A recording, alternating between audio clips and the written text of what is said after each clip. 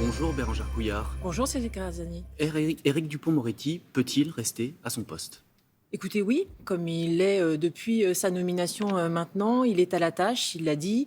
La Première ministre lui a renouvelé sa confiance et je crois pouvoir souligner qu'il a obtenu le plus gros budget depuis très longtemps pour la Ça n'a rien à justice. voir. Si, c'est important parce que ça veut dire qu'il a été en capacité d'obtenir ces budgets, de pouvoir agir. Moi, j'ai besoin de collaborer avec lui sur un certain nombre de sujets, notamment la lutte contre les violences conjugales. On y Et donc, reviendra, oui. je crois que le ministre a sa tâche. Il continuera évidemment à répondre de ce qui lui est reproché. Et je suis certaine qu'il sortira blanchi de tout ça. Quand on est au gouvernement, qu'on a un collègue qui va avoir un procès devant la Cour de justice de la République, ce qui est assez rare, qu'est-ce qu'on se dit? Écoutez, oui, c'est assez rare, vous le soulignez, en effet. Maintenant, il est en capacité de répondre des faits. Moi, je ne connais pas bien l'affaire en Je le question. La rappelle, seule il est chose, c'est que... soupçonné d'avoir profité de sa fonction de ministre pour régler des comptes avec d'autres magistrats. Et il a toujours dit qu'il ne l'avait pas fait. Donc, je crois que c'est important qu'il puisse répondre des faits qui lui sont reprochés, comme tout justifiable de la République. Au nom de l'exemplarité, vous ne pensez pas qu'un ministre doit démissionner quand, en d'autres temps, d'autres mœurs, quand il était mis en examen, un ministre démissionnait? L'exemplarité, c'est quand on est condamné. Pour l'instant, il n'est pas condamné. Et donc, je considère qu'il doit simplement répondre des faits qui lui sont reprochés. Alors, venons-en à votre portefeuille. Vous êtes à l'égalité femmes-hommes, Oui. la lutte contre les discriminations. Tout à fait. J'aimerais qu'on débute sur la lutte contre les discriminations. L'association SOS Homophobie s'est dite inquiète lorsque vous avez été nommé il y a quelques jours, car en 2020, vous vous êtes opposé à l'intégration des couples de même sexe dans une proposition de loi contre les violences conjugales. Qu'est-ce que vous leur répondez aujourd'hui? Écoutez, je leur ai répondu il y a 2 jours parce que je les ai reçus au ministère. Vous les avez Je vus? voulais tout de suite éclaircir ce sujet et ne pas rester sur un malentendu. Il y a 2 sujets. Le premier, c'est le fait d'accepter des rapports dans le cadre d'une proposition de loi. On en accepte très peu et donc c'est aussi la raison de mon refus. Mais surtout, c'était parce que je me suis évidemment penchée sur cette question. Les violences conjugales au sein des couples de même sexe, c'est évidemment important et donc je voulais le regarder. C'est quelques milliers par an? Et justement, on est en train d'évaluer l'ampleur parce que, si vous voulez, en fait, aujourd'hui, on n'a pas les statistiques nécessaires dans les fichiers police-gendarmerie. Et donc, c'est pour ça que j'ai refusé ce rapport. Par contre, depuis, nous avons demandé à l'association FLAG, qui lutte justement contre les discriminations LGBT, de pouvoir mener cette étude avec un chercheur qui, justement, pourra nous étayer, nous donner des informations sur les violences conjugales au sein des couples de même sexe. Donc, nous allons pouvoir répondre à cette demande. Et qui pourrait être intégré à terme si les chiffres étaient probants. Évidemment, j'ai la lutte contre toutes les discriminations, vous l'avez dit, et donc évidemment aussi les discriminations LGBT.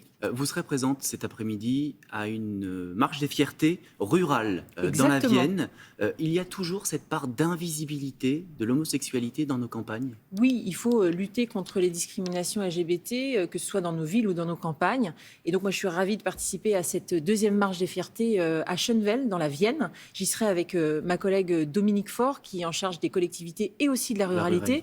Et il faut en effet rendre visible aussi les personnes LGBT dans la ruralité. Et c'est d'ailleurs pourquoi nous allons créer 10 nouveaux centres d'accompagnement donc des personnes discriminées donc partout en France pour pouvoir justement avoir un maillage beaucoup plus important partout en France. Aujourd'hui, on en a 41, on en veut 10 de plus.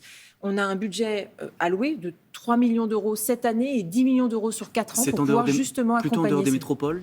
Et justement, alors il y en aura des nouveaux dans des métropoles ou dans des régions qui n'en ont pas jusqu'alors. Il y aura donc Marseille qui va être ouvert à la fin de l'été et également Lille. Malgré tout, on aura des centres, en effet, sur des villes moyennes parce que c'est important justement d'être présent sur tous les territoires. Les discriminations LGBT, elles ne sont pas que à Paris ou dans les grandes villes, elles sont et surtout dans nos campagnes. Et les agressions homophobes, elles, ont augmenté de quasiment 30% en 2022. Ça fait à peu près 184 victimes. Ça en fait une tous les 2 jours. Oui, et beaucoup qui sont tues, parce que beaucoup de personnes ne viennent pas déposer plainte, ne viennent pas substituer, en fait. Et pourquoi ?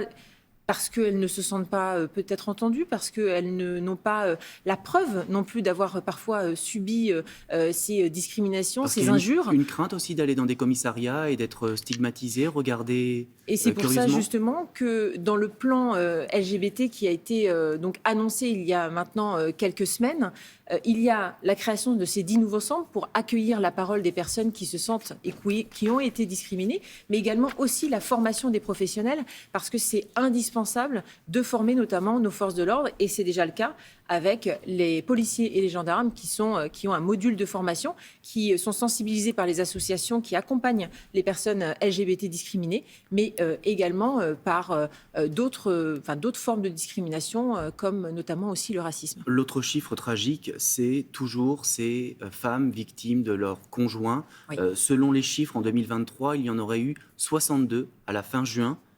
Oui. Ce sera toujours trop. Qu'est-ce que vous proposez aujourd'hui pour que ça s'arrête ? Alors écoutez, ça aussi, entre 62 et 70, même au 25 juillet, vous savez, quel que soit le chiffre, Ce sera toujours trop. C'est beaucoup. C'est beaucoup. Il faut continuer évidemment à lutter sans relâche contre les violences conjugales et faire en sorte que les femmes soient mieux accompagnées.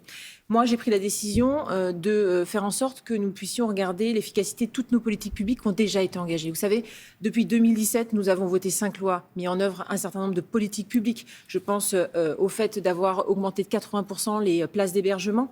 Elles sont aujourd'hui à 11 000. On a également formé les forces de l'ordre. 150 000 policiers et gendarmes sont aujourd'hui formés sur 250 000 de nos agents. C'est quand même très important, mais il faut regarder la qualité de cette formation et surtout savoir si elle peut être répétée. Je pense également au bracelet anti-rapprochement, au téléphone grave danger. Et le milliard également, réclamé par les associations. Et également les centres pour auteurs, parce que sans auteur, il n'y a pas de victime. Il faut éviter la récidive. Il faut donc également y mettre du budget. Vous parlez du milliard et vous comparez, quand vous parlez du milliard, à l'Espagne. Et en fait, l'Espagne, c'est son budget national et également son budget, vous savez, régional. Et quand on regarde, et on va le regarder d'ailleurs très prochainement, parce que nous avons, et ça a été annoncé par Gabriel Attal lorsqu'il était encore ministre du budget, c'est que nous allons réaliser un budget genré pour 2025. Ce ne sera pas pour le prochain budget, mais pour l'année 2025. C'est-à-dire que nous allons regarder très spécifiquement ce que nous mettons en faveur de l'égalité entre les femmes et les hommes et pour la lutte contre les discriminations et donc majoritairement la lutte contre les violences conjugales également. Mais on est loin du milliard. Non, on n'est pas loin du milliard, vous verrez. On a beaucoup... Vous savez justement, non, je veux justement l'évaluer et c'est pour ça que nous allons mettre en œuvre aussi ce budget genré et pour savoir aussi corriger notre budget et qu'il soit mieux fléché en faveur de l'égalité entre les femmes et les hommes. Mais vous savez, nous mettons beaucoup d'argent public au niveau national, mais aussi nos régions, nos départements, nos villes mettent aussi beaucoup d'argent et c'est important de pouvoir justement quantifier ce budget que nous mettons en faveur de l'égalité entre les femmes et les hommes. L'autre demande des associations, c'est une juridiction spécialisée qui traiterait justement de ces cas de violence faites aux femmes. Est-ce qu'une juridiction spécialisée, ça peut exister dans un court délai ?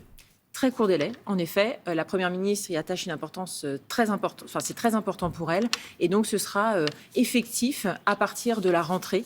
Donc, des pôles spécialisés seront présents dans toutes les juridictions françaises. C'est très important, c'est extrêmement attendu par l'ensemble des associations à juste titre. Des pôles, pas un tribunal spécialisé, ce sera des pôles. Nous n'avons pas tout à fait le même fonctionnement que la justice espagnole. C'est pour ça que nous répondons par des pôles spécialisés. C'est l'engagement qu'avait pris Emmanuel Macron pendant la campagne présidentielle. Et donc, nous répondons à cet engagement qui a été pris. Et donc, l'idée, c'est de rapprocher le civil du pénal. Vous savez, il n'est pas rare d'avoir une décision de justice, notamment au civil, pour la garde des enfants, et en même temps d'avoir une plainte au pénal. Et souvent, en fait, ça n'échange pas les informations. Et ce qu'on veut, c'est qu'il y ait des pôles spécialisés qui soient justement, qui communiquent et qui puissent prendre en charge les femmes victimes de violences conjugales. Vous êtes en charge donc de l'égalité femmes-hommes. Quand vous voyez les footballeuses américaines brandir fièrement l'égalité salariale avec leurs collègues hommes, vous ne vous dites pas à quand pour la France ?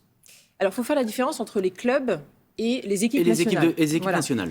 Et donc, pour les équipes nationales, c'est là où nous avons un possible levier. Vous avez raison, les Américaines pratiquent le soccer et sont meilleures que leurs collègues masculins donc aux États-Unis, et donc ont réussi à avoir l'égalité salariale. Il y a eu des évolutions en Ils France. ont gagné des Coupes du Monde, là où les Américains hommes n'en ont jamais Voilà. gagné. Elles sont même les meilleures au monde, donc elles ont réussi d'ailleurs à avoir égalité de salaire. Alors qu'elles sont meilleures, elles pourraient avoir même plus. On pourrait considérer qu'elles pourraient avoir même plus. Quand on regarde au niveau français, on a en fait une visibilité qui est moindre. Même si la Fédération française de football a fait a revu le pourcentage en fait versé par match, et donc permet de rééquilibrer. Mais c'est n'empêche pas suffisant. Et ce qu'il faut, c'est donner davantage de visibilité. Vous remarquerez que c'est aujourd'hui retransmis sur des chaînes grand public. En 2011, par exemple, c'était encore sur des chaînes spécialisées. Et d'ailleurs, je remercie France 2 de le faire, de retransmettre le sport. Et on va conclure là-dessus, parce que le match de l'équipe de France, France-Brésil, sera retransmis effectivement sur France 2. Le match est à suivre à partir de midi. Voilà. Allez, merci beaucoup. Merci à vous. Exactement, allez les Bleus.